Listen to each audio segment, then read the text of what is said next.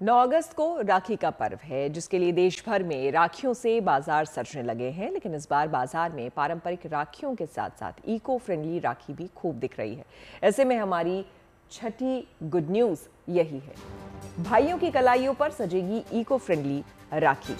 देश में हर साल करोड़ों राखियां बनाई और खरीदी जाती हैं। इनमें प्लास्टिक, थर्मोकोल, चमकदार शीशे और नायलॉन का उपयोग होता है, जो कि पर्यावरण के लिए हानिकारक है।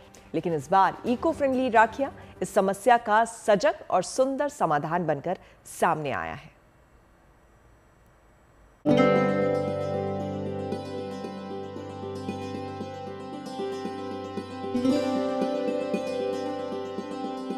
रिश्तों की डोर में जुड़ा प्रकृति प्रेम।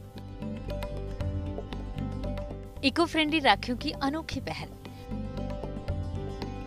गोबर, बीज, कागज, मिट्टी और रेशमी धागों से तैयार की जा रही राखियां। रक्षाबंधन एक ऐसा पर्व जो भाई बहन के प्यार की डोर को और मजबूत करता है। लेकिन इस बार ये डोर सिर्फ रिश्तों को ही नहीं बल्कि प्रकृति से भी बंधने जा रही है। देश भर में इस बार बाजार में पारंपरिक राखियों के साथ साथ इको फ्रेंडली राखियों की भी डिमांड बढ़ रही है। ऐसे में रक्षाबंधन के त्योहार के माध्यम से इस बार देश में आत्मनिर्भरता और पर्यावरण संरक्षण का संदेश देने की भी एक अनूठी पहल सहारनपुर में की गई है। यहाँ देशी गाय के गोबर से रंग बिरंगी और आकर्षक राखियां बनाई जा रही हैं, जिनमें तुलसी के बीज भी डाले गए हैं। ये पहल सहारनपुर की मां शाकंभरी कान्हा उपवन गौशाला की ओर से की गई है। यानी कि आप उपयोग के उपरांत इन राखियों को जब अपने गमले में डाल देंगे, घर के गमलों में, तो ये राखियां खाद के रूप में परिवर्तित हो जाएंगी और जो इनमें तुलसी का बीज है वो तुलसी के पौधे के रूप में आपके गमले में आ जाएगा।